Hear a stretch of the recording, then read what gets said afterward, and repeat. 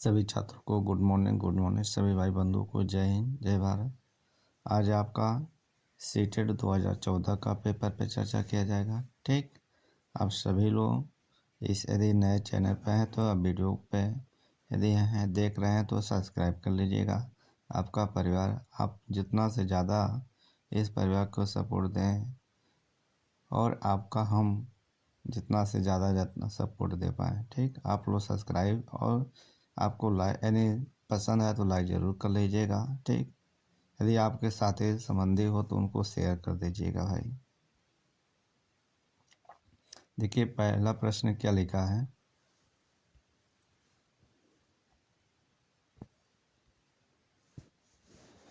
बाल विकास पे चला जाएगा। इसमें उचित विकल्प के क्या करना है, चूज करना है।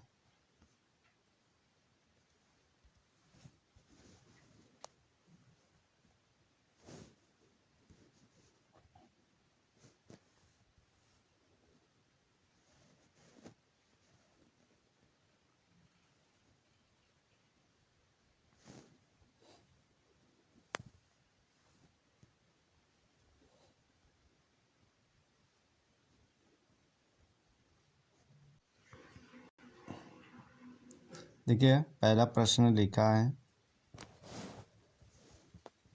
कि ऐसे पढ़िए हिंदी में, सीबीएसई द्वारा अपनाए प्रगतिशील शिक्षा के प्रतिमान में बच्चों का समाजीकरण जिस प्रकार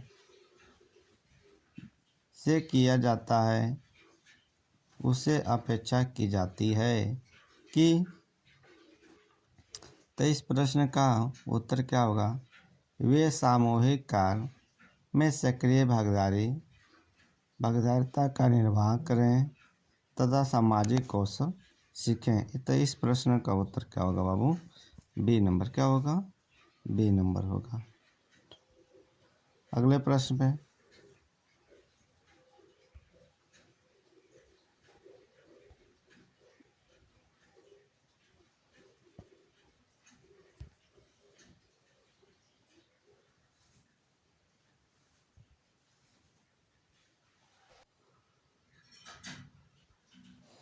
थोड़ा सेटिंग में प्रॉब्लम था बाबू, अब सेटिंग सही हो गया, अब नहीं प्रॉब्लम होगा। ठीक, दूसरा प्रश्न देखिए, निम्नलिखित में से कौन सा वाइगोस्की के सामाजिक संस्कृति सिद्धांत पर आधारित है। तो कौन सा पारस्परिक शिक्षण संबंधित क्या है, वाइगोस्की के सांस्कृतिक समाजी पे सिद्धांत पर निर्धारित है। अगले प्रश्न पे आते हैं। एक शिक्षिका अपनी कक्षा में कहती है, सभी प्रकार के प्रदत्त कार्यों का निर्वहन इस प्रकार किया गया है कि प्रत्येक विद्यार्थी अधिक प्रभावशाली ढंग से सीख सकें। अतः सभी विद्यार्थी बिना किसी अन्य की सहायता से अपना कार्य पूर्ण कर सकें। वह कोलबर्ग के किस नैतिक विकास के चरण की ओर संकेत कर रही है। तो इस प्रश्न का ये यहाँ पर देखते हैं उत्तर। तो कोहलबर्ग के कौन से नैतिक सिद्धांत पे चर्चा कर रहे हैं। तो कौन, औपचारिक चरण पे, क्या किस पे, औपचारिक चरण पे कर रही है। ठीक, अगले प्रश्न पे आप डिटेल्स को पढ़ना तो वीडियो रोक को अपना आराम से पढ़ते रहिएगा। ठीक, जानना समझ में आए वहाँ आपको अवश्य वीडियो रोक कर उसको जो डिफिनेशन है उसको पढ़िए। 14 वर्षीय दीपिका अपने आप में पृथक स्वनियंत्रित व्यक्ति की भावनाओं को विकसित करने का प्रयास कर रही है। वह विकसित कर रही है क्या। वह, इस प्रश्न का उत्तर बी नंबर होगा। स्वायत्तता होती है उसके अंदर। अगले प्रश्न है, प्रगतिशील शिक्षा के संदर्भ में निम्नलिखित में से कौन सा कथन जॉन ड्यू के अनुसार समुचित है। तो किसके द्वारा समुचित होगा भाई। देखिए इस प्रश्न का उत्तर क्या हो रहा है, विद्यार्थियों को स्वयं ही सामाजिक समस्याओं को सुलझाने में सक्षम होना चाहिए। तो इस प्रश्न का उत्तर क्या होगा बाबू, बी नंबर। क्या होगा, बी नंबर हो जाएगा। अगले प्रश्न पे आते हैं।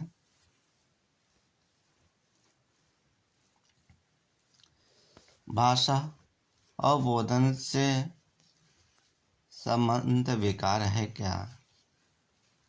चलाघात, पठन वैकल्य, वाक् संबंध रोग, भाषाघात। तो इस प्रश्न के क्या होता है? भाषा अवबोधन का विकार क्या होगा? पठन डिलेक्सिया होगा। क्या होगा? तो इस प्रश्न का उत्तर बी होना चाहिए। क्या होना चाहिए? B number. यहाँ देख लिया जाए इसका प्रश्न का उत्तर डी नंबर। क्या हो? भाषा घात होना चाहिए, डिसलेक्सिया नहीं होगा बाबू। इसमें भाषा अवबोधन से संबंधित भाषा घात होता है। देखिए डिफिनेशन उसका थोड़ा पढ़े। करा भाषा अवबोधन से संबंध विकार है भाषाघात। भाषाघात मस्तिष्क का एक ऐसी विकार है जिसमें व्यक्ति की बोलने लिखने तथा बोले लिखे हुए शब्दों को समझने या प्रकट करने में अनियमितता, अस्पष्टता एवं स्थायी विकार उत्पन्न हो जाता है। निम्नलिखित में से कौन सा आलोचनात्मक दृष्टिकोण से बहुबुद्धि सिद्धांत है? तो इस प्रश्न का उत्तर का जवाब क्या होगा? सी नंबर होगा। क्या होगा? सी। प्रगतिशील विद्यार्थी प्रायः एक क्षेत्र में से अपनी विशेषता प्रदर्शित करते रहते हैं। बहुबुद्धि सिद्धांत को वैध नहीं माना जा सकता है क्योंकि इस प्रश्न का उत्तर क्या होगा? इन विशिष्ट परीक्षणों के अभाव में भिन्न बिंदुओं का मापन संभव नहीं है।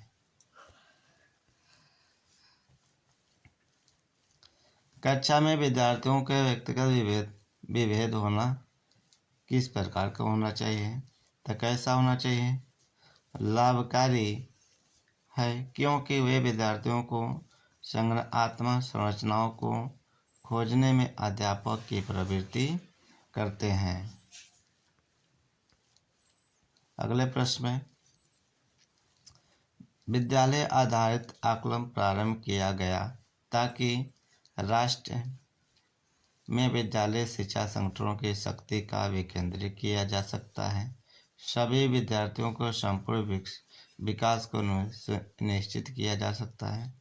विद्यार्थियों को उन्नति बेहतर व्याख्या के लिए उनकी सभी गतिविधियों का नियमित अभिलेख हेतु अध्यापक को अभिप्रेरित किया जा सके। तो इस प्रश्न का उत्तर क्या होना चाहिए? सी नंबर होना चाहिए। क्या होना चाहिए?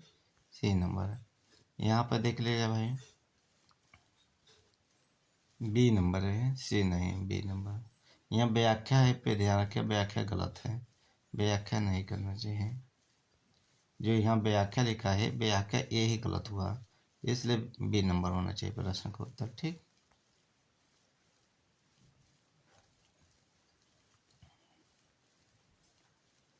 अगले प्रश्न में निम्नलिखित में कौन सा एक अन्य विकल्पों से संबंध नहीं है? इनमें से कौन सा विकल्प है संबंध नहीं है? स्व आकलन के कौशल प्रतिमानित करना, ये ऑप्शन क्या है? अन्य विकल्पों से संबंध नहीं है। अगला प्रश्न निम्नलिखित में से कौन सा प्रश्न अपने विशेष क्षेत्र के ठीक तरह से मिला हुआ है? तो कौन सा मिला हुआ है? इस प्रश्न का उत्तर क्या होगा बाबू? D number. क्या होगा? D number.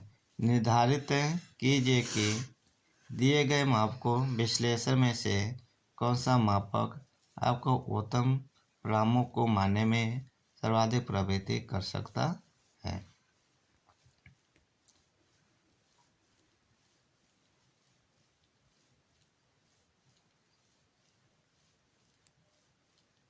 अगला प्रश्न निम्नलिखित में कौन सी सर्वाधिक प्रभावशाली विधि हो सकती है जो आपकी इस अपेक्षा को पूरा कर सके कि वंचित विद्यार्थी अपनी भागीदारिता द्वारा सफल हो सके?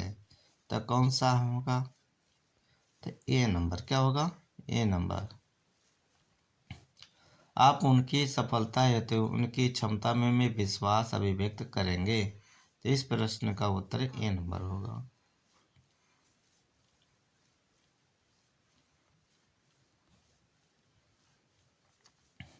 निम्नलिखित में कौन सा विकासात्मक विकार का उदाहरण नहीं है?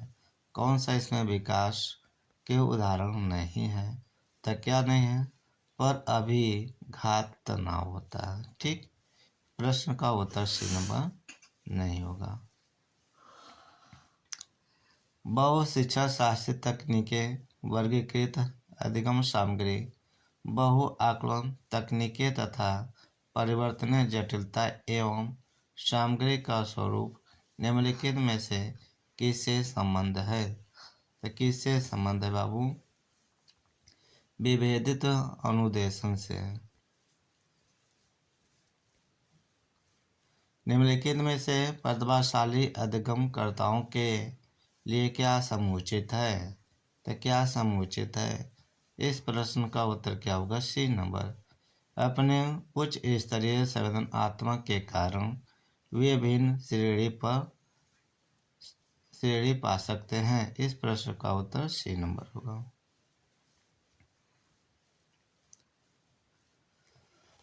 विद्यालयों में समावेशन मुख्यतः केंद्रित होता है। मुख्यतः केंद्रित होता है तो किसमें होता है? विशेष श्रेणी वाले बच्चों के लिए सूक्ष्म अति सूक्ष्म प्रावधानों के निर्माण पर होता है। बच्चों में सीखी गई निस्सहायता का कारण क्या है? इस व्यवहार को अर्जित कर लेना कि वे सफल नहीं हो सकते हैं। कक्षा गतिविधियों के प्रति कठोर निर्णय, अपने अभिभावकों की अपेक्षाओं के साथ तालमेल न बना। तो इस प्रश्न का उत्तर क्या होगा बाबू? देख लिया जाए। ए नंबर क्या होगा? ए नंबर होगा। इस प्रश्न का उत्तर ए नंबर। इस व्यवहार को अर्जित कर लेना कि वे सफल नहीं हो सकते हैं।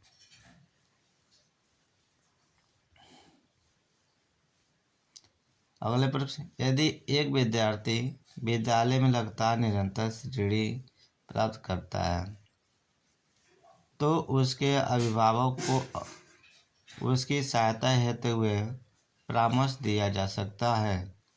तो किस प्रकार उनके परामर्श देंगे? इस प्रश्न का उत्तर ए नंबर होगा। वह अध्यापकों की घनिष्ठता संगीत में कार्य करें।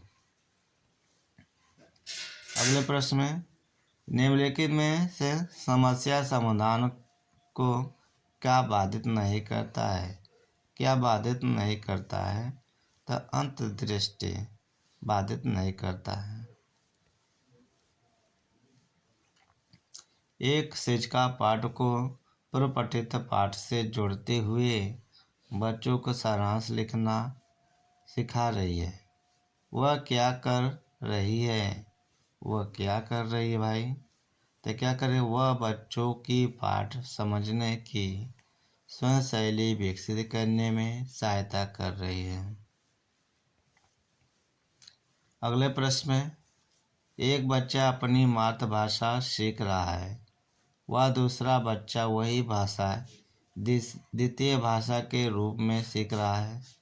दोनों निम्नलिखित में से कौन सी समान प्रकार की त्रुटि कर सकते हैं? तो क्या कर सकते हैं? अधिकारी समानीकरण में, विकासात्मक में, सरलीकरण, आदतिक अशुद्धता में। तो इस प्रश्न का उत्तर क्या हो जाएगा बाबू? इस प्रश्न का उत्तर क्या होगा? विकासात्मक में गलत होगा। ठीक, त्रुटि होगा।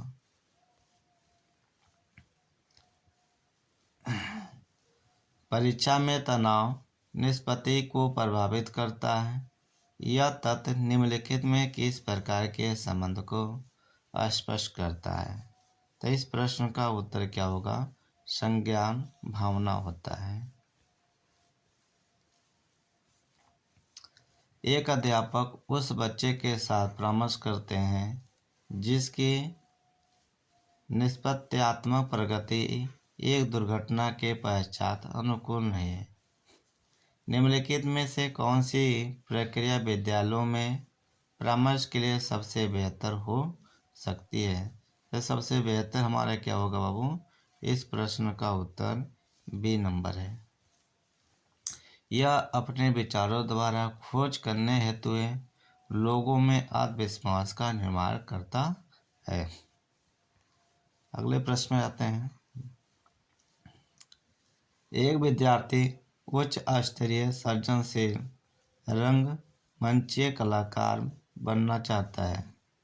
उसके लिए निम्नलिखित में कौन सा उपाय सबसे कम प्रेरक होगा?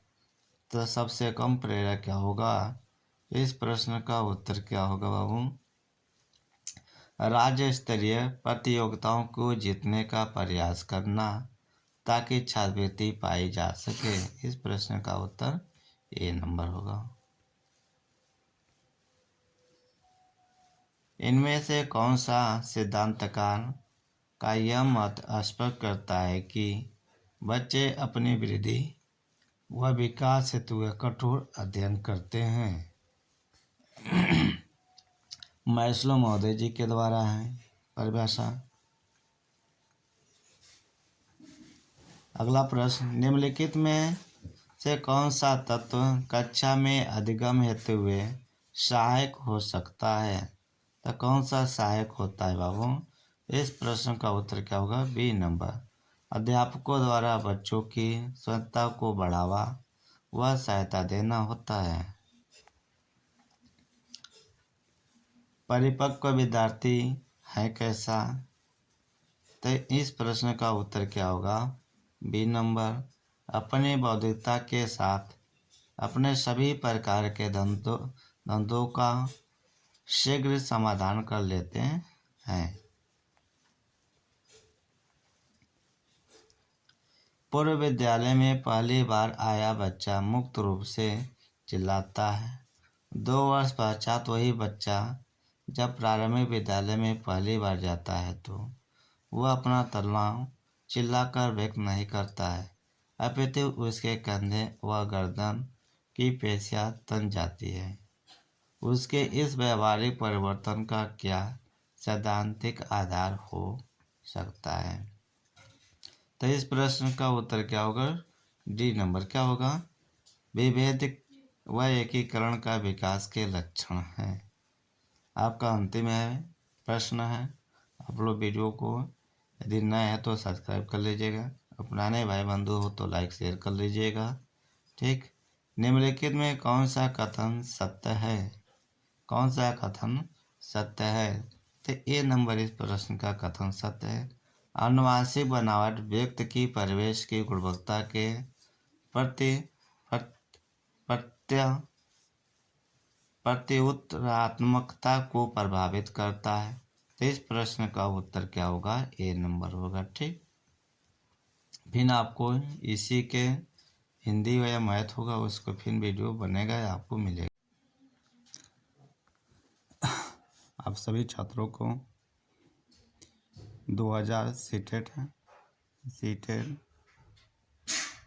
2014 का पेपर पे चर्चा किया जाएगा मैथ के। यदि आप लोग नए हैं चैनल पे हमारे वीडियो देख रहे हैं तो आप लोग ईमानदारी से इस वीडियो को या चैनल को सब्सक्राइब करके लाइक कर लीजिएगा। उनको पास भी थोड़ा शेयर कर दीजिएगा। ठीक। हम पहले प्रश्न पर चर्चा कर रहे हैं। पहला प्रश्न देखिए, इसमें उचित विकल्प को क्या करना है? आपको चूज करना है। जो उचित लगेगा वही आपके लिए क्या होगा? प्रश्न का उत्तर होगा। ठीक। थोड़ा इसको थोड़ा कम कर दें भाई।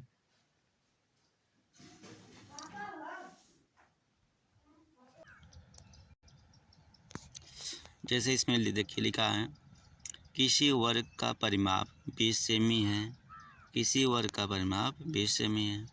एक आयत की चौड़ाई इस वर्ग की चौड़ाई के बराबर है और लंबाई इसकी चौड़ाई की 2 गुनी है। आयत का क्षेत्रफल वर्ग सेमी में कितना होगा। तो ये कह रहा वर्ग का परिमाप कितना 20 सेमी है।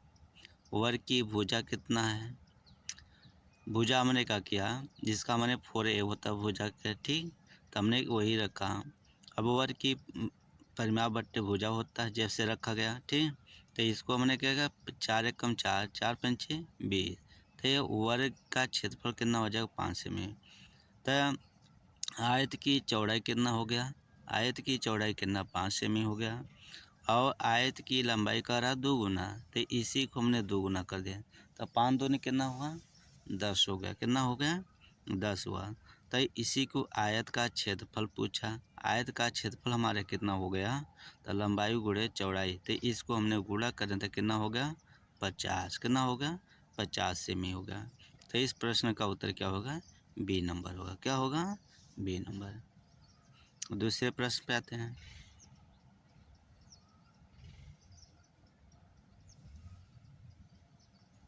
दूसरा प्रश्न देखिए, किसी आयतकार बक्से ए की आंतरिक लंबाई, चौड़ाई और ऊंचाई क्रम से 20, 18, 15 सेमी। ये ए का है, किसका है, ए का, और बी का दिया देखिए 12, 18, 12, 5 सेमी। जब हम तीनों को गुणा करेंगे यहाँ से, 18 दूना 36, 360 हुआ, कितना हुआ 360। और 360 को क्या करना है, 360, 18 दूना 36, 360, और इसी को 15 से गुणा करेंगे तो हम 360 को, तो ये हमारे 5400 हो जाएगा, कितना हो जाएगा 5400। उसी तरह इसको हमने गुणा करें, 18, 12 और 5 को गुणा करें तो 1080 हुआ, कितना हुआ 1080। कह रहा है ए और बी के आयतन का कितना गुना है, कितना गुना है। तो हमने इसको क्या करा, दोनों मान रखेंगे, एक जीरो से एक जीरो काट दिया। फिर क्या करा, 18 का हमने पहाड़ा पढ़े, क्या करें 18, 18 तें 54 होता है, 18 तें 54, जीरो बचे जीरो लगा लीजिए, ठीक। फिर क्या, 18 छक्का 108 होता है, 18 छक्का 108 होता है। 6 एक कम 6 हुआ, 6 पंचे 30। तो कितना गुना है, तो 5 गुना है, कितना गुना है बाबू 5 गुना है, ठीक। तो इस प्रश्न का उत्तर कितना होगा, बी नंबर। कितने गुना है, 5 गुना है, ठीक। अगले प्रश्न में, आप लोग यदि नए हों तो वीडियो को लाइक्स कर लीजिएगा और सब्सक्राइब करना ना भूलिएगा, क्योंकि आप अपने परिवार को सपोर्ट करेंगे, आप हमारे परिवार के सदस्य के रूप में आपको हम अपने माध्यम से जो भी हो वीडियो उपलब्ध कराएंगे, ठीक। देखिए इसमें लिखा, निम्न से कौन सा सही नहीं, इनमें से कौन सा सही है नहीं है। तो बी नंबर क्या है, सही नहीं है। 1 मीटर 5 सेंटीमीटर को इस प्रकार लिखा जाता है, तो गलत है। कह रहा 1 मीटर में कितना होता है 100 होता है, अब सेमी अलग होता है, तो लिखने का तरीका वो क्या है, गलत। इसको लिखा जाएगा, हम किस प्रकार लिखेंगे, 1.05 सेमी लिखेंगे, ठीक। अगले प्रश्न पे आते हैं। लिखा है एक संतरे का मूल्य 5.5 रुपया, कितना है, एक संतरे का मूल्य कितना है बाबू 5.5 रुपये, हमने लिख दिया, ठीक। 1 किलो सेब का मूल्य कितना है, 1 किलो सेब का मूल्य 80 रुपया, 1 किलो सेब का मूल्य कितना है 80 रुपया है। तो 1.5 दर्जन का मतलब 1 दर्जन में कितने केले होते हैं, 12 होते हैं। तो कह रहा है 1.5 दर्जन का मतलब कितना हुआ, तो इसी को आधा कर दें, तो 2 एकम 2 छंग 12, 6 हुआ। 12 में हमने 6 जोड़ दूंगा तो कितना हो जाएगा 18, 18 का मतलब 1.5 दर्जन केला हुआ, ठीक।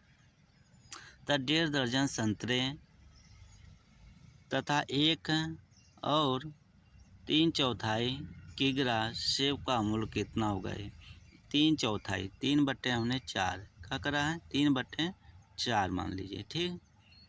अब ध्यान रखें 1 दर्जन के यहाँ पर बताया गया वही 12 है, इसमें 6 जोड़ा 18 हुआ। तो हमने 5.5 रुपये को 18 से गुणा करा, जीरो है, जीरो यहाँ लिख लीजिए, क्या करें ऐसे कर दे रहा हूँ गुणा। जैसे 18 पंचे क्या हुआ, 18 पंचे 90 हुआ, 90 का हमने क्या किया 0, हासिल कितना बचा 9। ठीक, फिर इनका 18 बचे 90, 0 लगा ही है समझिए 90, और 90 में क्या करना है 9, 90 में 9 जोड़े तो कितना हुआ 99, कितना हुआ 99। तब कितने अंक पे दशमलव है 2 अंक पे, 2 अंक पे दशमलव लगा दिया तो 99 बचा। कितना हमारा बचा तो 1.5 दर्जन का मूल्य कितना हुआ 99 हुआ। 1 किलो सेब का मूल्य कितना 80 रुपये दिया ही है। इसके करा 1/4 क्या करा है 1 है, ऐसे लिखे 1 है सही 3/4 लिखने का तरीका यही करा है। करा 1 और 3/4 करा 1 और 3/4, 3/4 ये हो गया। ठीक, ऐसे गुणा 4 एक कम 4 हुआ, 4 में 3 जोड़ा कितना 7 हुआ, 7/4 हुआ। इसको हमने काट दूँ 4 एक कम 4, 4 दूनी 8 हो, ये 20 होगा। 20 को हमने 7 से गुणा करेंगे तो 140 होगा। कितना होगा 140।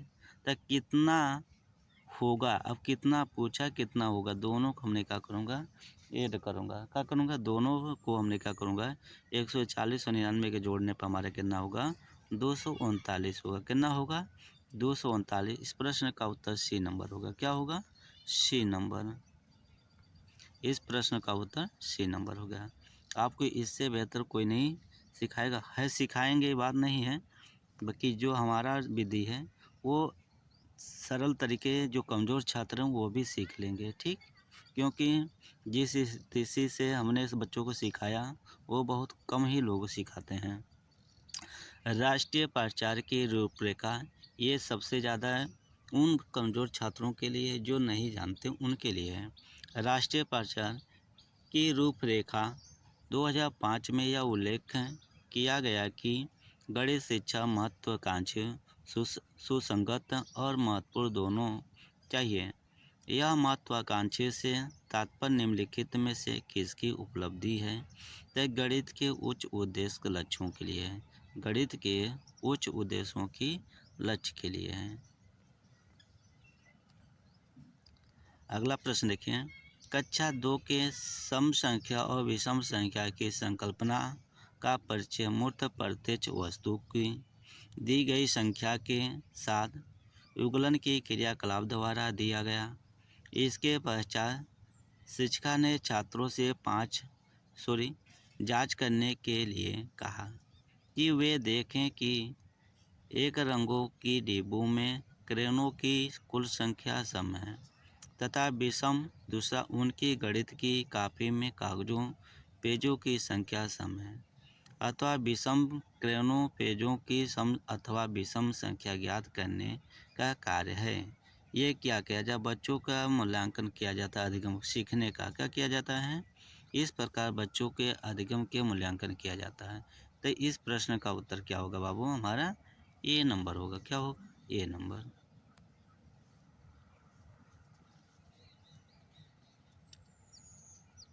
अगला प्रश्न कक्षा 2 के व्यकलन माने घटाने का होता है। प्रचलन की इस व्याख्या करने के पश्चात शिक्षक ने श्यामपट्ट पे नीचे दिए गए चित्र खींचा और बच्चों से रिक्त वृत्तों को भरने के लिए कहा जा रहा है। तो इसमें चित्र भरा हुआ है, जैसे इसमें चित्र हैं इनको भरने के लिए ये डायग्राम बना हुआ है। तो इसके भरने के लिए उद्देश्य क्या है, इस अभ्यास के मतलब क्या हुआ संकलन और व्याकरण की कुशलता को प्रबलता सिखाता है। तो इस प्रश्न का उत्तर क्या होगा हमारा ए नंबर होगा। क्या होगा ए नंबर होगा।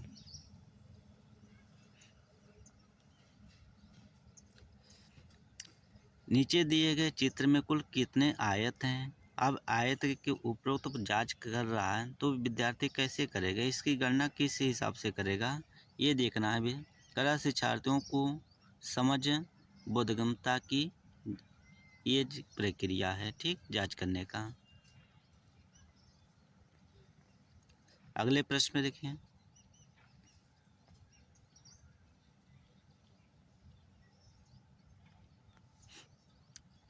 करा नीचे दिए गए कौन सा क्रियाकलाप कक्षा 3 के छात्रों की समस्याओं को हल करने की कुशलता में वृद्धि लिए है।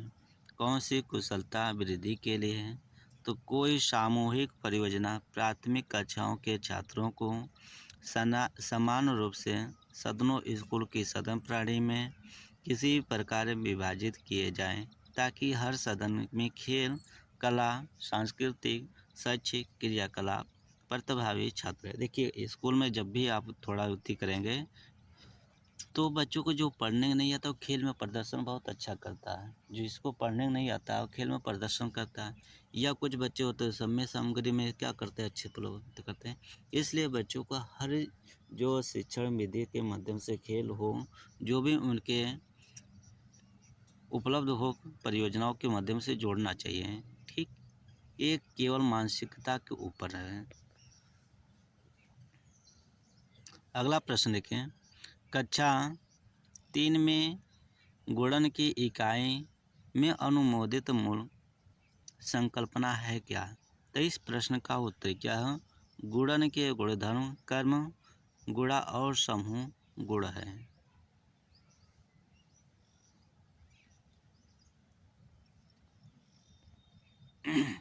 भिन्न की इकाई से शिक्षक ने छात्रों से किन्हीं 5 भिन्नों की सूची बनाने के लिए कहा। यह प्रश्न संकेत करता है क्या? एक ऐसा प्रश्न संकेत करता है सोचने के निम्न स्तर। क्या करता है? सोचने के उसके निम्न स्तर को करता है। अगले प्रश्न पे, किसी अभ्यास में प्रश्न था P डैश Q तथा R डैश यस रेखाखंड की लंबाई मापिए। रेखाखंड के क्या है? लंबाई मापिए। तो इस प्रश्न का उत्तर क्या होगा? ए। रेखाखंड AB लिखने की आदत के कारण त्रुटि हुई है, गलतियां हुई हैं। ठीक,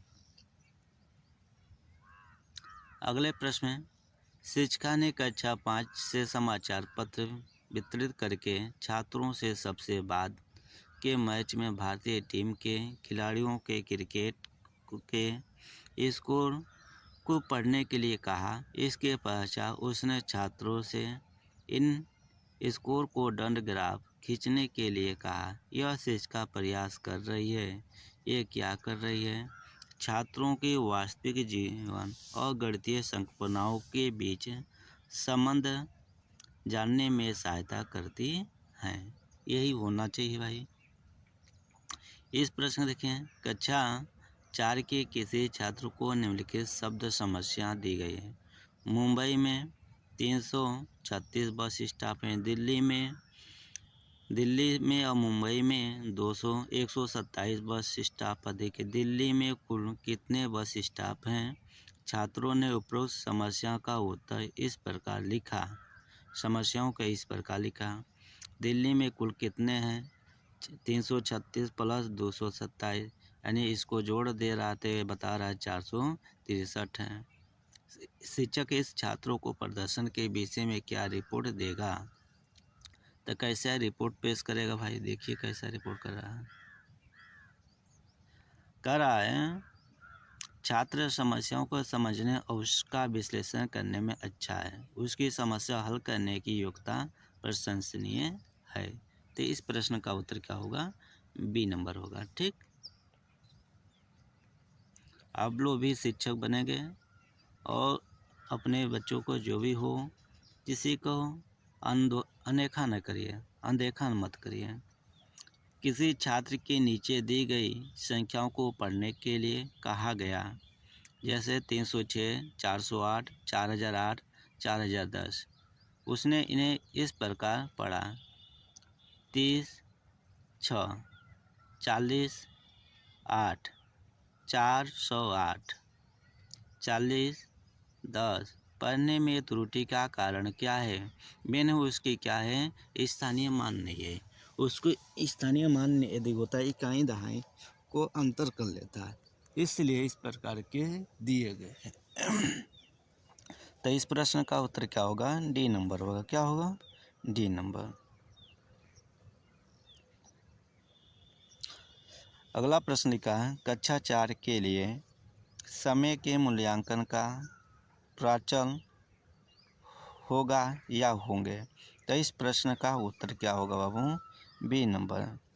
अंकीय घड़ी और सदृश घड़ी पर समय पढ़ाना आधा घंटा अधिक चौथाई घंटा अधिक चौड़ाई घंटा चौथाई घंटा कम और पीएम की संकल्पना मिनट और सेकेंड के संबंध में पढ़ा है। ठीक,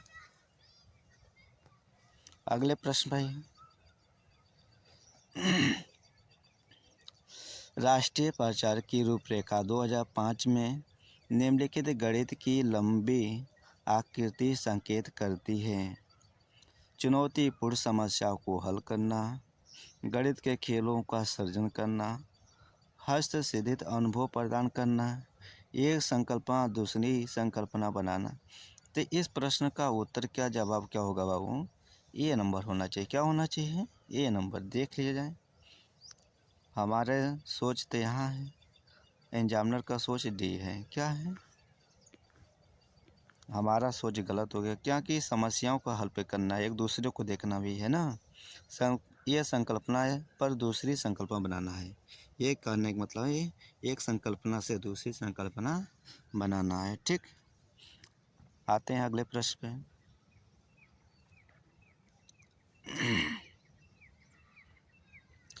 निम्नलिखित पर विचार कीजिए। जैसे 5 + 3 लिखा, 5 + 3 लिखा, बराबर में इससे जोड़े तो 8 होगा। इसका करा ये सीमित उत्तर प्रश्न के तदनुरूपी मुक्त उत्तर प्रश्न होगा क्या? तो इस प्रश्न का उत्तर क्या होगा बाबू? सी नंबर। कोई ऐसी दो संख्या बताइए जिनका योग क्या हो? 8 हो। इस प्रश्न का उत्तर सी नंबर होगा। अगला प्रश्न लिखा है, फरहान ने विद्यालय के पुस्तकालय में जाने पर यह पाया कि कहानी अनुभाग में रखी 100 पुस्तकें नष्ट हो गई और 20 पुस्तक की किसी को पता नहीं है।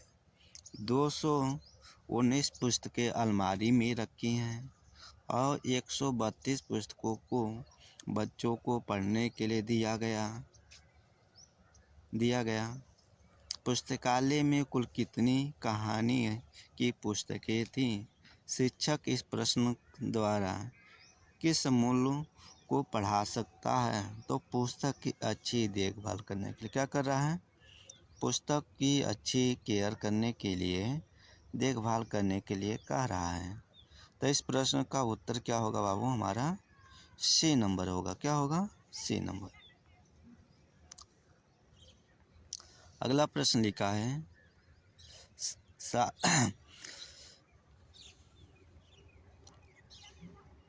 करा है 70 560 में से 5 और 6 के स्थानीय मानों का गुणनफल क्या होगा? इनके स्थानीय मानों का गुणनफल क्या होगा? तो इस प्रश्न का उत्तर का जवाब क्या होगा बाबू? 5 के स्थानीय मान निकाल लीजिए। 5 यहाँ है, इसके पीछे कितने अंक हैं? 2, तो 2 जीरो लगा दो। 6 है, 6 के पीछे कितने? 1 अंक, इसको निकालें। अब इनके गुणनफल पूछा तो हमने गुणनफल कर दिया। तो इस प्रश्न का उत्तर क्या होगा? 30,000 होगा। कितना आएगा गुणा करने पे? 30,000 आएगा। अगला प्रश्न देखें, लिखा है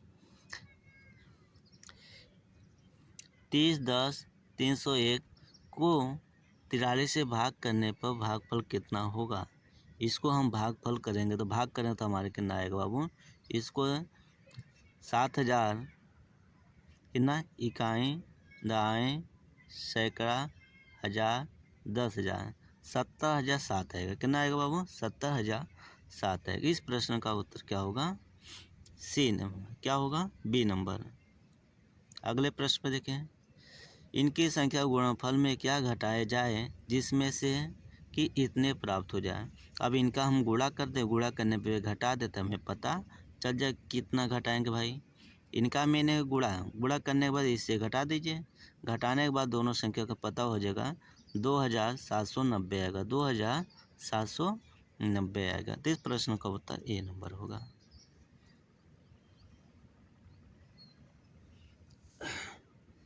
अगला प्रश्न पे देखिए, 36 और 60 का सबसे छोटा गुणज और भागे 18 और 45 सबसे बड़ा गुणज। इनका हम लासा निकाल ले रहे हैं, 180 हो जाएगा। इनका हम मासा निकाल लें तो 9 हो गया। आज सब करा बराबर में इनको 2 एक कम 2, 2 9 18, यानी काटने पे कितना आया 20। तो इसके हमारे बराबर कितना आएगा 20 आएगा। तो इस प्रश्न का उत्तर क्या होगा, ए नंबर होगा।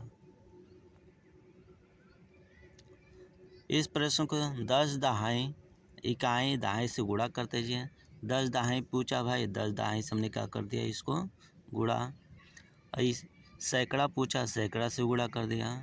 12 इकाई से कहा, 12 इकाई से 1 से कर देंगे गुणा। तो टोटल करा बराबर में जोड़ने पर कितना आएगा, तब 1212 आएगा। 1212 इस प्रश्न का उत्तर आ जाएगा डी।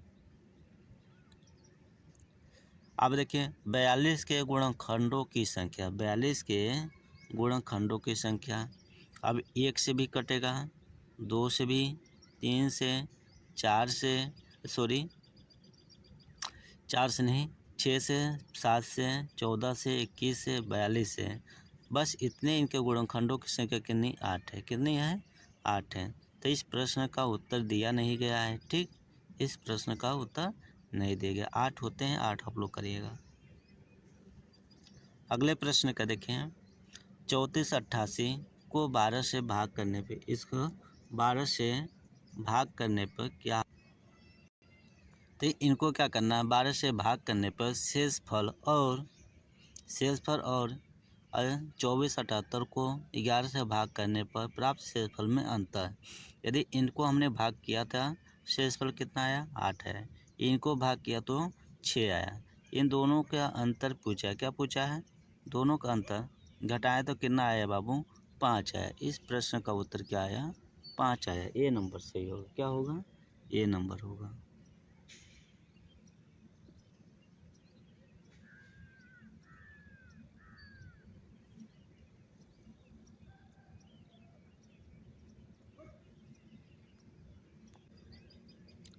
देखिए कह रहा है एक रेलगाड़ी पी स्टेशन पे 18:18 यानी 8:18 पर चलकर स्टेशन क्यू पर 10:28 PM पर पहुंचता है। तो रेलगाड़ी द्वारा क्यू का पहुंचने में लगा समय कितना। तो इस प्रश्न का उत्तर ए होगा। अब देखिए यहाँ पर किस तरह लगाया गया है। ठीक, अब यहाँ समझा रहे हैं आपको। कभी भी ध्यान रखिए, करा पी क्यू की पहुंचने में समय, ये दोनों का डिफरेंट है। ठीक, ये दोनों का डिफरेंट है। तो इनको हमने क्या किया, जैसे 10:28 में और 8:18 AM पर। ठीक, तो जो 10 इस वाली संख्या में है, ये वाला जो इसमें है, तो इसमें हमने क्या किया, कुछ घंटे में परिवर्तन किया। क्या किया, इसको घंटे में क्या किया, कन्वर्ट कर दिया। ठीक, जैसे इसमें 22 का है, 22 कैसे आया, तो यहाँ पे ध्यान रखना कैसे 22 आया। कुल क्या है 12 घंटे की बात है। 12 घंटे का हमने इसमें ऐड कर दिया। 10 में 12 जोड़ा था, कितना हुआ 22 हुआ। तो 22 घंटा 28 बना लिया। इसके बाद हमने क्या कर दिया, घटा दिया। घटाने के बाद हमारा कितना आ जाएगा संख्या 14 घंटे 10 मिनट होगा।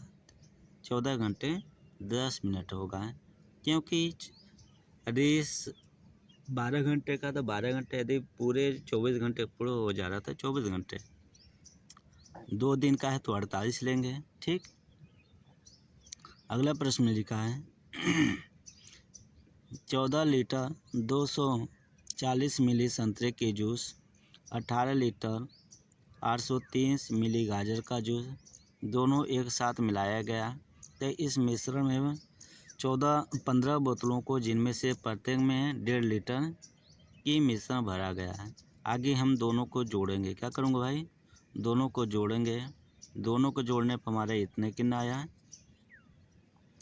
33, क्या है 33.110 मिलीलीटर आया। ठीक, 1 लीटर में कितना कर रहा है, एक बोतल में 1.5 लीटर। तो इन्हीं से हमने क्या करूँगा, भाग करूँगा। क्या करूँगा, भाग कर देंगे तो हमें पता चल जाएगा। तो हमने क्या करें, 1 लीटर में कितना है जूस इतना। अब 15 बोतलों के लिए हमने गुणा कर देंगे। गुणा करने के बाद इसको हमने क्या कर दूँगा, घटा देंगे। तब कितने हमारे तक कितने होंगे भरने के लिए 10 लीटर 600 10 मिली होंगे। तो इस प्रश्न का उत्तर क्या होगा बाबू? डी नंबर होगा। क्या होगा? ये वीडियो रख के आप रोक कर उस पे गुणा भाग करिएगा कैलकुलेशन, तो आपको इजी तरह से समझ में आ जाएंगे। ठीक। और यदि आप लोग नए चैनल पर हैं तो ईमानदारी से सपोर्ट करिए भाई का अपना परिवार को, और जल्द से जल्द आपको हर वीडियो को अपडेट मिलता रहेगा। किसी पिज्ज़ा का 1/4 किसी पिज्ज़ा का 1/4 रेनू ने खा लिया। शेष पिज्ज़ा को 12 बच्चों में बांट दिया। शेष जो बचा 12 को, तो इसको हमने कहा क्या 2 एकम 4 एकम 4, 4 में से खा गए तो 3/4 हुआ। इनको शेष हमने कहा क्या हम 4 एकम 4, 4 तें 12, तो 9 होगा। कितना होगा? 9 यहाँ होगा। फिर आगे थोड़ा देखें, जब बांटा गया तो यहाँ पे 1/, उनके सहित रखिए। कराए 3/4 1/, इनको हमने 3 से 3 काट दें। यहाँ 3 चौको 12 हुआ, 4 चौको 16, तो 1/16 आ जाएगा। कितना आ जाएगा बाबू? 1/16। इस प्रश्न का उत्तर ए नंबर होगा। कितना आपको आसानी से हमने हर सवाल पे टिप्पणी करके बताया हूँ। आप लोग नहीं समझ पाए तो हमारा गलती नहीं है। यदि समझदार है तो थोड़ा हिंट करने में ही समझ जाएगा। ठीक। देखें, 6 घंटों में सेकंडों की संख्या कितने दिनों मिनटों की संख्या के बराबर है? ठीक। तो आप देखिए 6 घंटा हमारा ये हो गया। एक घंटे में कितने 60 होते हैं, और 1 मिनट में कितने होते हैं 60 हो गए। इनके गुणा करने पर हमारा कितना हुआ? 21,600 सेकेंड हुआ। पूछा कितना है? एक दिन का। 24 को हमने फिर करा, एक दिन में 24 दिन और सेकेंड होते हैं। इन दोनों को हमने गुणा कर दिया। ठीक। गुणा इन दोनों को गुणा करने पे इतना हमारा 1400 कितना हुआ? 40 हुआ। अब इन्हीं के ये तो हमने पूरा डायरेक्टली निकाल दिया। अब 15 दिन पूछा है, फिर 15 दिन से कर लीजिए, दोनों सेम आ जाएगा। क्या आ जाएगा? सेम आ जाएगा। तो इस प्रकार के हमने गुणा करने पर तब कितने दिन का? 15 दिन। कितने दिन? 15 दिन का। आप सभी भाई बंधुओं को हमारे तरफ से सभी को धन्यवाद, और आप लोग ज़्यादा से ज़्यादा सपोर्ट करिए। आपको नेक्स्ट वीडियो में मिलेंगे सारे प्रीवियस ईयर, उसके बाद जो बचेगा समय आपको कुछ सिलेबस पे चर्चा करेंगे।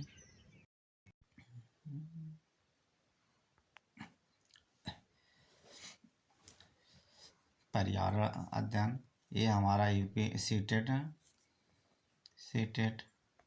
2014 का प्रीवियस ईयर क्वेश्चन है।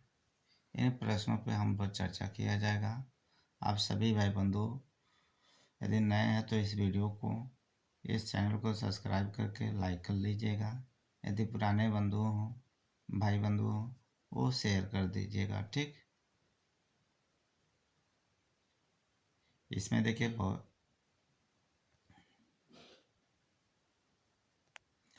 प्रश्न लिखा, पर्यावरण अध्ययन में ऐसे कराने में लिखे प्रश्न के उत्तर देने के लिए सबसे उचित विकल्पों को क्या करना है? चुनना है। निम्नलिखित में से सत्य कथन चुने। इनमें से क्या करना है? सत्य कथन को क्या करना है? चुनना है। हाथी गंदे पानी में खेलना पसंद करते हैं क्योंकि इससे उनके शरीर को ठंडा मिलती है। यह बात सही है। अधिकांश हाथी दिन में लगभग 10 घंटे आराम करना और सोना पसंद करती हैं। तो यहाँ पे गलत है भाई, यहाँ पर गलत है। 3 महीने के हाथी के बच्चों का वजन लगभग 200 किलोग्राम होती है। यहाँ पर बात सही है। अधिकांश बड़े हाथी एक दिन में लगभग 1 कुंटल 100 किलोग्राम पत्ते झड़िया खा लेते हैं। यानी हाथी जो है एक दिन में लगभग 1 कुंटल अनाज को क्या, यानी पत्ते घास को क्या करते हैं? सेवन करते हैं। तो इस प्रश्न का उत्तर हमारा ए नंबर सही है। ए नंबर सही है। तीसरा और चौथा सही है। इसलिए प्रश्न का ऑप्शन क्या होगा? सी नंबर होगा। यहाँ पर आप डिटेल्स में पढ़ेंगे तो थोड़ा जल्दी से याद भी होगा। ठीक। मधुबनी चित्रकला के बारे में सही कथन चुनिए। देखिए मधुबनी चित्रकला के, ये हमारे बिहार राज्य का है। क्या है? बिहार राज्य का। कर इन चित्रों को बनाने में नील, हल्दी, फूलों, पेड़ों के रंग आदि का इस्तेमाल किया जाता। बात सही है। दूसर का, इन चित्रों में इंसान, जानवर, पेड़, फूल, पंछी, मछलियाँ आदि दिखाया जाता है। ये सब पहले दीवार पे बनाया जाता था। जैसे आज के दीवार पे क्या होते हैं? पेंटिंग होते हैं।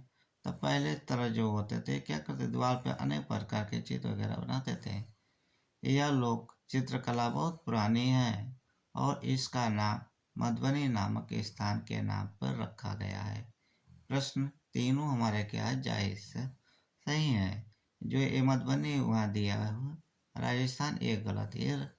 ये हमारा बिहार राज्य का है। ठीक, जो दरभंगा जिले का आसपास के गांव का है।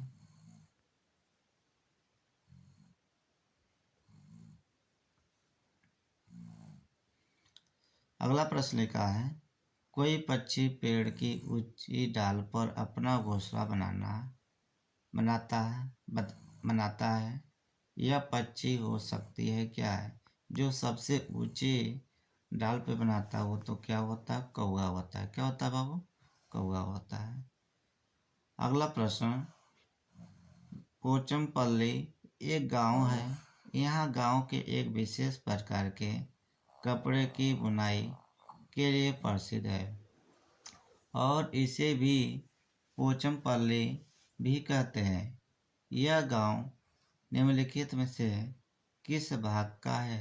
तो आप लोग आंध्र प्रदेश की जानते हैं। पोचमपल्ली आंध्र प्रदेश का गांव। यहाँ झाड़ियों की बुनाई की जाती है, साड़ियों की बुनाई की जाती है। पोचमपल्ली पहले आंध्र प्रदेश में था, लेकिन यह तेलंगाना का भाग है। अब किसका है? तेलंगाना का भाग है।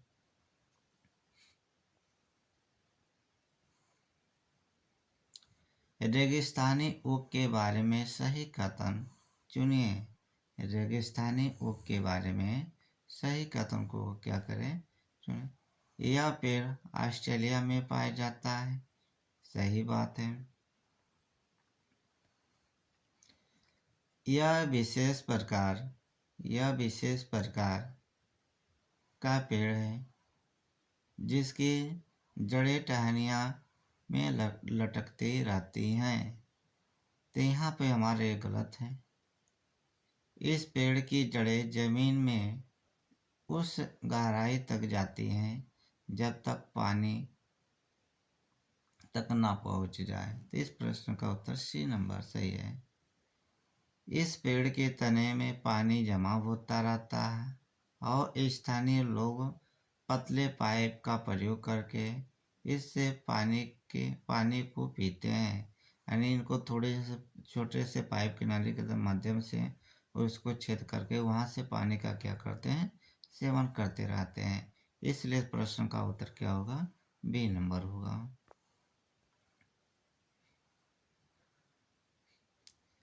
अबू धाबी के विषय में सही कथन बताइए। अबू धाबी के सही कथन को चुन करिए। अबू धाबी के विषय में सही कथन चुनिए। यह रेगिस्तानी इलाका है। यह रेगिस्तानी इलाके हैं। अबू धाबी में पानी पेट्रोल की महंगा है। यह महंगाई है उनकी। और यहाँ की स्थानीय भाषा अरबी। यहाँ की स्थानीय भाषा क्या है? अरबी है। इसलिए प्रश्न का उत्तर क्या है? डी नंबर है। अगला प्रश्न लिखा है, कोई जानवर रात में जागते हैं। यह जानवर हर चीज को जिन रंगों में देखते हैं वे हैं क्या? काला और सफ़ेद। क्या होते हैं? काला और सफ़ेद होते हैं।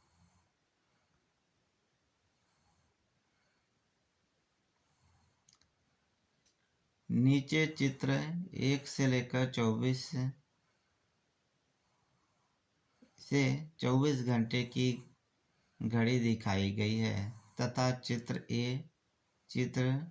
3 में 2 जानवरों यक्ष और वाई के सोने के समय छायांकित भाग से दिखाए गए। यक्ष तथा वाई के सोने के समय के बारे में सही कथन चुनिए। देखिए इसमें यक्ष वाई के दोनों समय के क्या किया गया है, इनमें चेंज किया गया है। ठीक, यक्ष की तरह वाई के, तो इस चित्र के माध्यम से कह रहा है जो एक चित्र है, एक ये 24 घंटे की सुई घड़ी दिखाई गई है तथा चित्र ए और 3 में 2 जानवर हैं, यक्ष और वाई हैं। सोने का छायांकित भाग है से दिखाया गया। यक्ष तथा वाई सोने के समय सही चित्रित है। तो इसमें देखिए कह रहा है यक्ष 20 घंटे सोता है जबकि वाई 18 घंटे सोता है।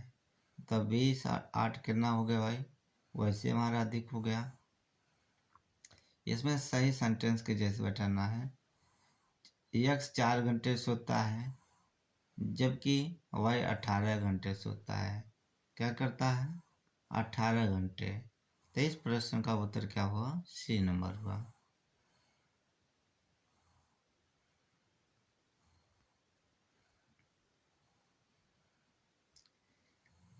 मृत सागर क्या है? मृत सागर क्या है? ऐसा सागर जिसका पानी जहरीला होता है। ऐसा सागर जो सभी महासागरों और सागरों से ज़्यादा नमकीन हो। ऐसा सागर जिसमें ज्वार भाट बहुत तीव्र गति से आते हैं। ऐसा सागर जिसमें जहाज चलाना खतरनाक होता है। तो इस प्रश्न का उत्तर क्या होना चाहिए, तो बी नंबर होना चाहिए। क्या होना चाहिए, बी नंबर सही है। अगले प्रश्न पे देखिए आप, कक्षा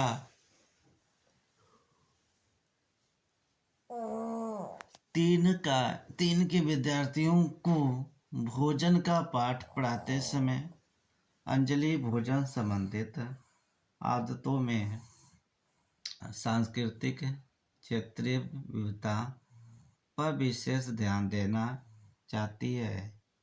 नीचे दिए गए अधिगम अवसरों में किसके द्वारा विद्यार्थियों को अवांछित जानकारी दी जा सकती है? अवांछित जानकारी किसके माध्यम से दी जा सकती है? तो यहाँ पर बी नंबर उत्तर हो रहा है। विभिन्न क्षेत्रों संस्कृतियों के विद्यार्थियों से उनके घरों में खाए जाने वाले भोजन मंगाकर प्रदर्शित करना और सहपाठियों से सूचनाओं का आदान प्रदान करना होता है।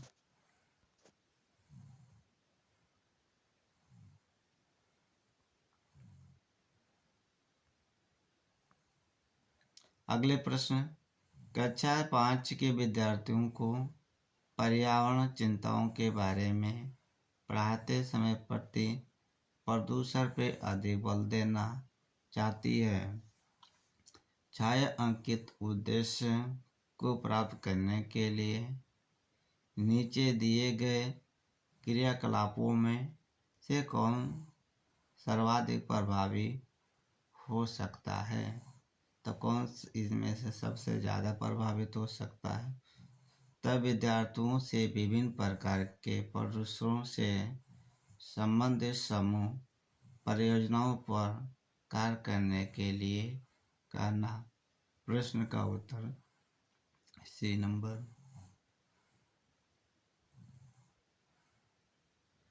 अगला प्रश्न, नेहा कक्षा 5 के ईवीएस के नीचे दी गई मूल्यांकन तकनीक का प्रयोग करती है।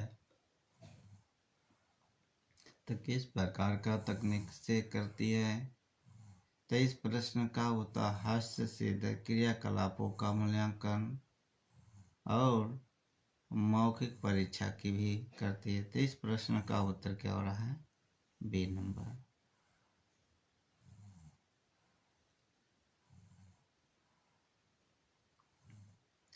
ईबीएस किसी अच्छे गृहकार को मुख्यतः किस पर केंद्रित होना चाहिए।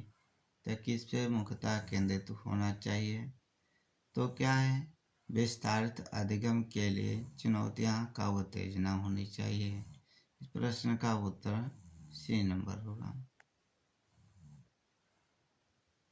शालिनी ने कक्षा 4 के विद्यार्थियों को विज्ञान केंद्र सिखाने के लिए शैक्षिक भ्रमण की योजना बनाई। नीचे दिया गया कौन सा सामान्य निर्देश इस भ्रमण के लिए अप्रासंगिक है। तो इस प्रश्न का उत्तर क्या होगा बाबू, बी नंबर होगा। क्या, अपना दिन भर का पूरा बस्ता लेकर आना जाना होता है। अगले प्रश्न पे आते हैं। प्राथमिक स्तर की अच्छी ईबीएस पाठ्यक्रम में होना चाहिए। तो कैसा होना चाहिए, अपने आसपास को खोजने के अवसर प्रदान होना चाहिए। इस प्रश्न का उत्तर बी नंबर होगा। क्या होगा, बी नंबर होगा। प्राथमिक स्तर की ईबीएस पाठ्य पुस्तकों में कविताएं और कहानियां सम्मिलित करने का कारण क्या होता है। तो मुख्य कारण क्या होगा बाबू, मूल संकल्पनाओं के अधिगम में वृद्धि करना। इस प्रश्न का उत्तर सी नंबर होगा। अगला प्रश्न, 4 भावी शिक्षकों से कक्षा 5 के विद्यार्थियों के लिए मूल विषय यात्रा पर प्रस्तुतिकरण बनाने के लिए कहा गया। प्रत्येक ने निम्नलिखित नीतियों में से किसी एक पर मुख्य रूप से केंद्रित किया। तो इस प्रश्न का उत्तर क्या हो रहा है बाबू, डी नंबर। क्या हो रहा है, डी नंबर। विद्यार्थियों से यात्रा में उपयोग किए गए विभिन्न साधनों के अनुभव का आवरण करने के लिए कहा गया था।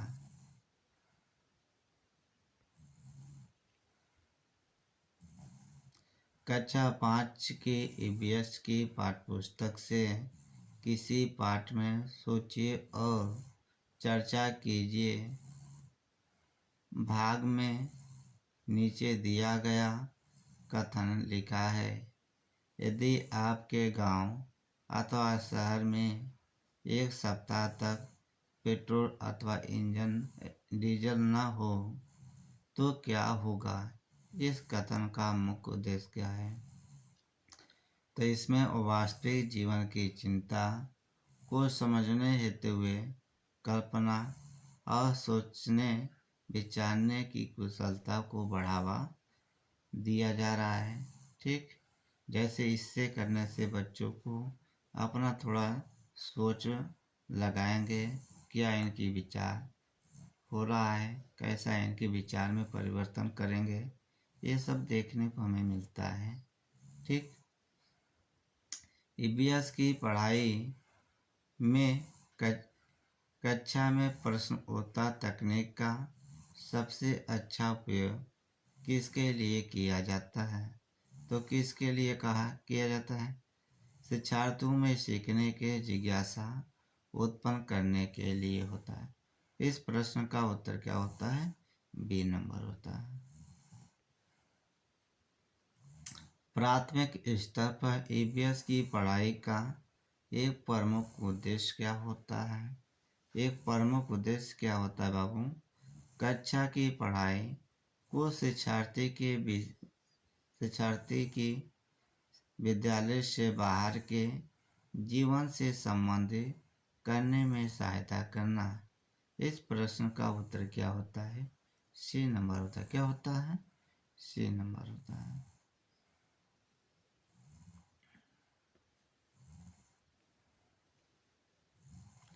अगला प्रश्न है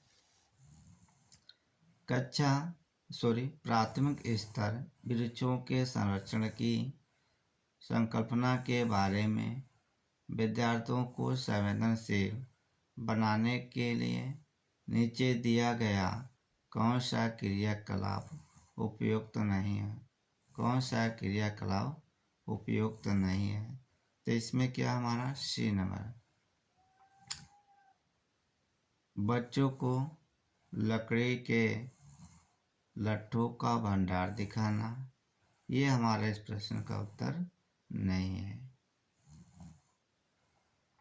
ईवीएस की कक्षा में जल का पाठ पढ़ाते समय अंजलि ने अपनी कक्षा में जल के विभिन्न स्रोतों और जल को संरक्षित करने के लिए व्यक्तिगत क्रियाओं पर रोल प्ले आयोजित किया।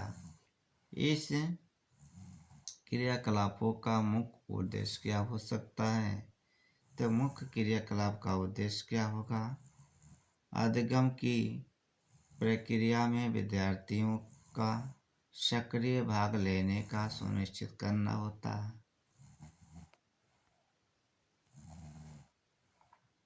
प्राथमिक स्तर पर ईवीएस की पाठ 4 को शुद्ध विज्ञान और सामाजिक विज्ञान की संकल्पनाओं को सम्मिलित करके विकसित किया गया। ऐसा करने का मुख्य उद्देश्य क्या है? यानी इस तरह करने का मुख्य उद्देश्य क्या है? तो इस प्रश्न का उत्तर क्या होगा? ए नंबर होगा। विद्यार्थियों को पर्यावरण को सकलवादी ढंग से सीखने योग्य बनाना।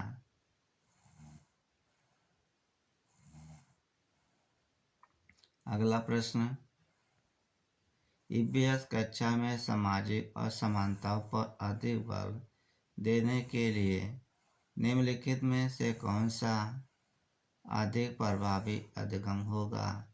तो इस प्रश्न का उत्तर क्या होगा बाबू? D number. क्या होगा? विद्यार्थियों से समूह परियोजनाओं के बार अपने ऊपर लेने के लिए कहना।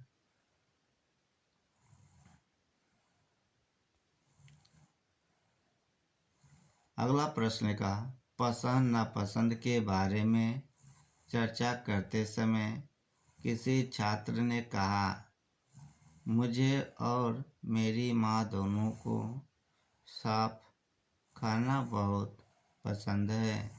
जब भी हमारे साफ खाने की इच्छा होती है हम पास के किसी होटल में जाकर लिंग हूँ फेन खाते हैं। यह छात्र कहाँ का हो सकता है? तो यह छात्र हमारे कहाँ का हो सकता है? हांगकांग का हो सकता है। हांगकांग का होता है। ठीक, हांगकांग के लोग ने सांप वगैरह को क्या अच्छे स्वादिष्ट से भोजन बना कर खाते हैं। ब्रेल लिपि के बारे में नीचे दिए गए कथन का अध्ययन कीजिए। ब्रेल लिपि को मोटे कागज पर बिंदु उभरे हुए बिंदु बनाकर लिखा जाता है। सही है। यह लिपि एक गलत है। 6 बिंदु होती है। कितनी होती है? 6 बिंदुओं की पंक्तियाँ किसी नुकीले औजार से बनाई जाती है। सही है। इसे उभरे हुए बिंदु को हाथ से फेरकर पढ़ा जाता है। तो इस प्रश्न का उत्तर क्या होगा बाबू? ए नंबर होगा। क्या होगा? ए नंबर। अगले प्रश्न आइए। निम्नलिखित में से सही कथन चुनिए। इसमें सही कथन को क्या करना है? चुनना है। तो देखिए, जिन जानवरों को बाहरी कान व शरीर पे बाल होते हैं वे बच्चे देते हैं। जिन जानवरों के बाहरी कान व शरीर पर बाल नहीं होते हैं वो अंडे देते। ये दोनों हमारा जायज़ प्रश्न है। तो इस प्रश्न का उत्तर क्या होगा? डी नंबर क्या होगा? D number. जिनके बाहरी कान होते हैं, बाल होते हैं, बच्चे देते हैं। जिनके बाहरी कान और बाल नहीं हो तो बच्चे नहीं देते, अंडे देते हैं। यहाँ पर देखिए, मधुमक्खी पालन के विषय में सही कथन चुनिए। मधु पालन के लिए पहला है, मधुमक्खी पालन शुरू करने का सबसे अच्छा समय जनवरी से मार्च तक होता है। दूसरा का, लीची के फूल मधुमक्खियों को लुभाते हैं, यहाँ सही है। मधुमक्खी को पालने और उनके उत्पादन शहद का भंडारण करने के लिए बक्सों की आवश्यकता है, सही है। मधुमक्खियों के लिए मीठा घोल बनाने के लिए चीनी खरीदी जाती है, यहाँ पे गलत है। जो ये है गलत है और सारे ऑप्शन सही दिखाई दे रहे हैं।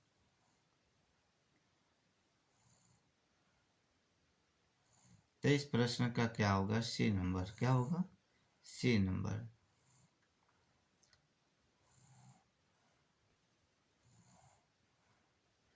देखिए, किसी छात्रा ने अपनी अहमदाबाद से नागरकोइल की यात्रा के बारे में अपनी डायरी में नीचे दी गई जानकारी नोट की है। देखिए, दिनांक है, ये स्टेशन का नाम है, पहुंचने का समय, छोड़ने का समय और वहाँ दूरी, गाड़ी से इतने दूरी के जाने का समय है। ठीक, यहाँ पे नीचे पढ़ते हैं। कह रहा है, उपरोक्त जानकारी के आधार पर नीचे दिए गए निष्कर्ष को निकालने गए हैं। कह रहा, अहमदाबाद से नागरकोइल की दूरी 2348 किलोमीटर है। इस दूरी पर रेलगाड़ी 40 घंटे 55 मिनट में तय करती है। तीसरा, सी नंबर, इस दूरी को रेलगाड़ी 28 घंटे 55 मिनट में तय करती है। रेलगाड़ी की औसत चाल लगभग 80 किलोमीटर प्रति घंटा है। तो इस प्रश्न का उत्तर क्या हो रहा बाबू? ये नंबर। क्या हो रहा है? ये नंबर, सी नंबर हो रहा है। क्या हो रहा है? C number. यहाँ पे इसका डिटेल्स दिया गया है। गांधीधाम से अहमदाबाद के बीच की दूरी हमारा कितना है? 301 है। कितना है बाबू? 301 है। और गांधीधाम से नागरकोइल के बीच की दूरी कितना है? 2649 है। अतः गांधीधाम से नागरकोइल के बीच की दूरी कितना हुआ? 2348 हुआ। समय कितना लगा इनका? तो इनका समय पहुंचने के लिए लगा 4 घंटे 45 मिनट लगा। अब इनकी औसत चाल, इनको हमने काट पीट दिया तो हमारा 57 किमी प्रति घंटा होगा। इसलिए प्रश्न का उत्तर ए और बी सही होगा। अब अंतिम प्रश्न है। जो भाई बंधु वीडियो देख रहे हैं, शेयर नहीं किए हैं या लाइक नहीं किए हैं, वो ईमानदारी से आप लोग सपोर्ट करिए। यदि आप नए हैं तो सब्सक्राइब कर लीजिए, यदि हमारा वीडियो चाह रहे हैं तो। नीचे दी गई कौन सी जानकारी एक आरक्षित रेल टिकट से प्राप्त की जा सकती है? तो कौन सी प्राप्त की जा सकती है? तो इस प्रश्न में टिकट बुक कराने की तारीख और समय यात्रा शुरू करने की तारीख का समय है। इसे में जानकारी होता है टिकट, डिब्बे का नंबर और बर्थ का नंबर, किराया, ये सभी जानकारी होता भाई। यात्रा करने वाला का नाम, आई और लिंक भी पता होता है।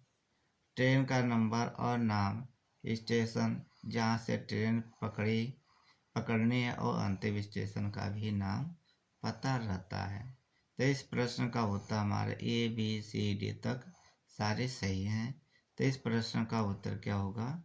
B number. ठीक, आपको फिर नेक्स्ट वीडियो में हिंदी का वर्जन फिर मिलेंगे। सभी भाई बंधुओं को गुड मॉर्निंग। Good morning. आज आपका सीटेट है।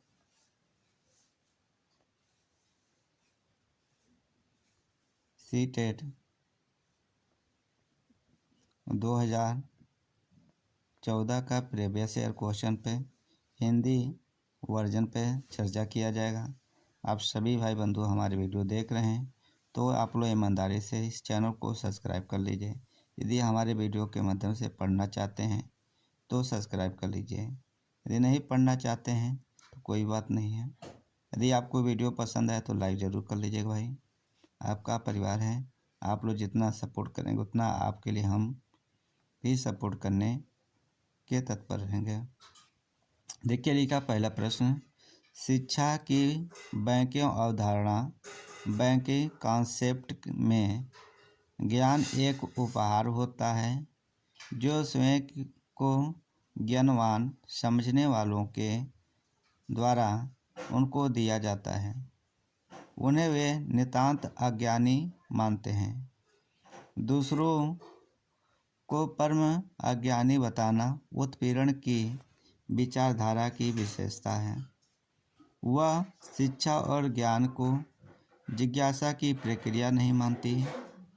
शिक्षक अपने छात्रों के समझ स्वयं को एक आवश्यक विलोम के रूप में प्रस्तुत करता है। उन्हें परम अज्ञानी मानकर वह अपने अस्तित्व का औचित्य सिद्ध करता है। छात्र हेगेलीय द्वंद्ववाद में वर्णित दासों की भांति अलगाव को शिकार होने के कारण अपने अज्ञान को शिक्षक के अस्तित्व का औचित्य सिद्ध करने वाला समझते हैं, लेकिन सिर्फ फर्क के साथ कि दास तो अपनी वास्तविकता को ज्ञान लेता है कि मालिक का अस्तित्व उसके अस्तित्व पर ही निर्भर है, लेकिन यह छात्र अपने इस वास्तविकता को कभी नहीं जान पाते हैं। वे भी शिक्षक को शिक्षित करते हैं। जो बच्चे होते हैं और दोनों में कंपेयर होता भाई। कुछ ऐसे शब्द होते हैं, ऐसे सवाल होते हैं अध्यापक को उस समय नहीं आता, उस समय बच्चों को भी आ जाता है, और जो बच्चों को नहीं आता उस समय अध्यापक को आता है। ठीक, जैसे जो मैथ का नहीं है ज्ञाता तो उसको थोड़ा दिक्कत होगा। जो बच्चा थोड़ा पढ़ा कहीं से टीचर कोचिंग पढ़ा रहता, वो सवाल पे वो फोकस बहुत तेज करता है। इसलिए क्या करता है, अध्यापक नहीं जानता तो उसको थोड़ा सा हिंट से अपना वो कैच कर लेता भाई। इसलिए शिक्षक भी शिक्षित हैं। ठीक, शिक्षक को शिक्षित करते रहते हैं। शिक्षा की बैंकिंग अवधारणा शिक्षा को किस रूप में प्रस्तुत करती है? तो किस रूप में करते हैं? शिक्षा ज्ञान की लेन देन की प्रक्रिया है। तो इस प्रश्न का उत्तर क्या होगा बाबू? हमारा बी नंबर होगा। अगले प्रश्न का, गद्यांश के अनुसार छात्र अपने किस वास्तविकता को नहीं जान पाते हैं? क्या नहीं जान पाते हैं? शिक्षक पूर्णतः शिक्षित नहीं है। शिक्षक पूर्णतः शिक्षित नहीं है। अगले प्रश्न में, इस गद्यांश के अनुसार शिक्षा की प्रक्रिया संपन्न होने के लिए अनिवार्य सत्य क्या है? तो अनिवार्य सत्य हमारा क्या होगा बाबू? इस प्रश्न का उत्तर क्या होगा? शिक्षक की उपस्थिति होता है। क्या होता है? शिक्षक की उपस्थिति। गद्यांश के अनुसार उत्पीड़न की विचार धारा की विशेषता क्या है? तो इस प्रश्न का उत्तर क्या होगा? आदर्श शिक्षक सदैव उत्पीड़न होता है। तो क्या होगा? इस प्रश्न का उत्तर क्या होगा बाबू? तो इस प्रश्न का उत्तर क्या होगा? शिक्षक श्रेष्ठ है और छात्रहीन है। प्रश्न का उत्तर बी नंबर होगा। अगले प्रश्न पे आते हैं। गद्यांश में डैड पर कराया व्यंग किया गया है। तो इस प्रश्न का उत्तर क्या होगा बाबू हमारा? शिक्षक और छात्रों के मध्य संबंध। जिज्ञासा शब्द से बनने वाला विशेषण क्या है? जिज्ञासा शब्द से विशेषण बनने वाला क्या है? जिज्ञासु होता है। अगले प्रश्न में किस शब्द में दो प्रत्ययों का प्रयोग हुआ है? तो किस में हुआ है? वास्तविकता में हुआ है। अगला प्रस्तुत गद्यांश में नितांत शब्द का अर्थ क्या है? नितांत शब्द का अर्थ होता है बिल्कुल। क्या होता है? बिल्कुल। अगले प्रश्न पे उन्हें परम ज्ञानी मानकर वह अपने अस्तित्व को औचित्य सिद्ध करता है। रेखांकित शब्द की जगह किस शब्द का प्रयोग किया जा सकता है? तो इस प्रश्न का उत्तर होगा बाबू प्रमाणित। क्या होगा? प्रमाणित। अगले प्रश्न में यानी 100 से लेकर 114 तक इस प्रश्न इसी में है। प्रश्न के माध्यम से उत्तर को हमने उत्तर दिया जाएगा जो उचित लगेगा। कविता कहानी, कविता, गीतों और नाटकों के माध्यम से बच्चे क्या करते हैं? तो क्या करते? अपनी सांस्कृतिक धरोहर से जुड़ते रहते हैं। तो इस प्रश्न का उत्तर सी नंबर होगा।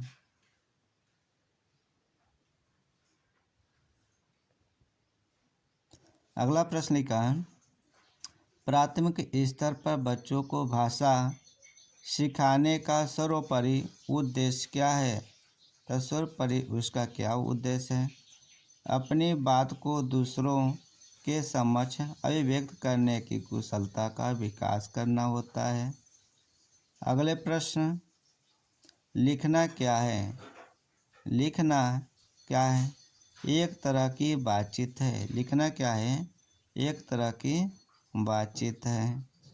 अगले प्रश्न पे कक्षा में एक बच्चे एवं जैसे प्राप्त बोलचाल की भाषा के अनुभवों को लेकर ही विद्यालय आते हैं।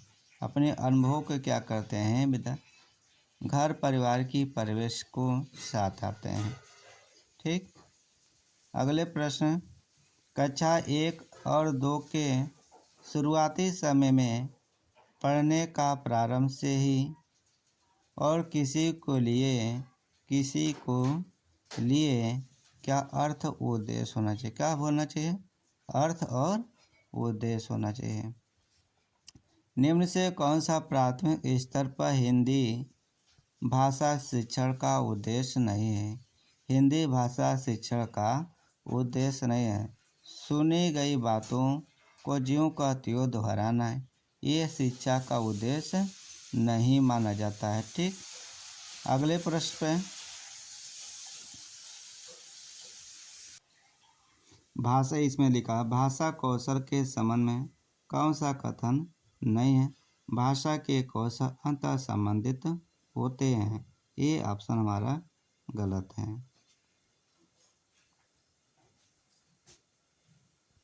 अगला प्रश्न लिखा भाषा डैश डैश और डैश डैश का उत्तम साधन है। सोचने, महसूस करने, चीज़ों से जुड़ने के लिए हमारा साधन है। अगले प्रश्न में भाषा सीखने का व्यवहारवादी दृष्टिकोण पर बल देता है। डैश इसी जगह पे क्या करना है? भरना है। अनुकरण करता है। क्या करता है? अनुकरण करता है।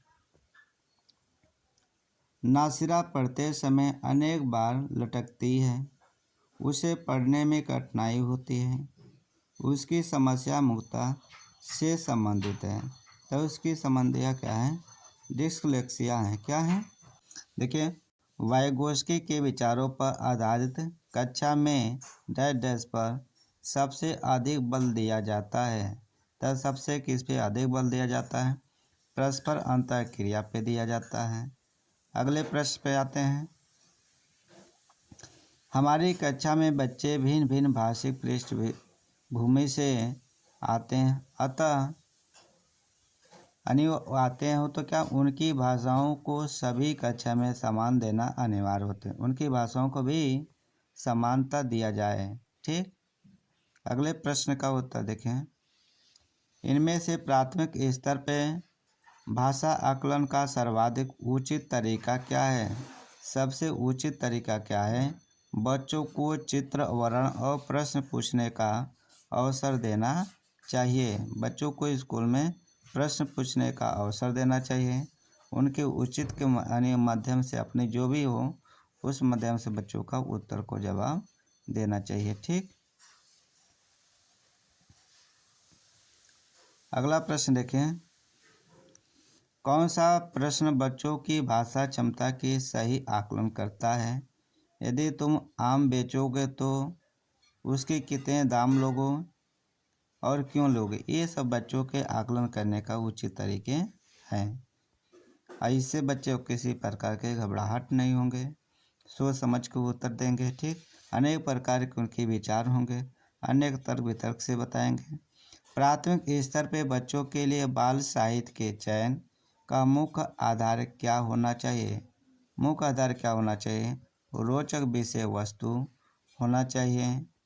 अगले प्रश्न पे आपको 15 से 115 से 120 के पंक्तियों को पढ़कर सबसे उचित विकल्प को चयन करना है। नहीं झुका करते हैं जो दुनिया से करने को समझौता, ऊंचे से ऊंचे सपनों को देते रहते हैं जो न्योता, दूर देखती जिनकी पैनी आँख भविष्यता की तक चीर, मैं हूँ उनके साथ खड़ी जो सीधी रखती अपनी रीढ़। यानी इस कविता के माध्यम से प्रश्न का उत्तर का जवाब देना है।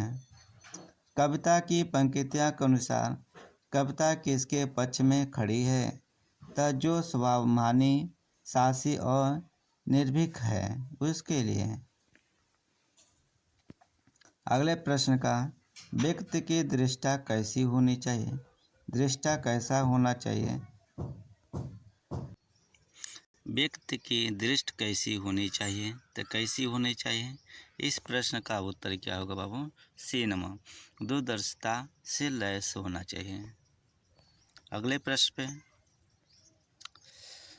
ऊंचे से ऊंचे सपनों को नियंत्रण देने का भाव क्या है?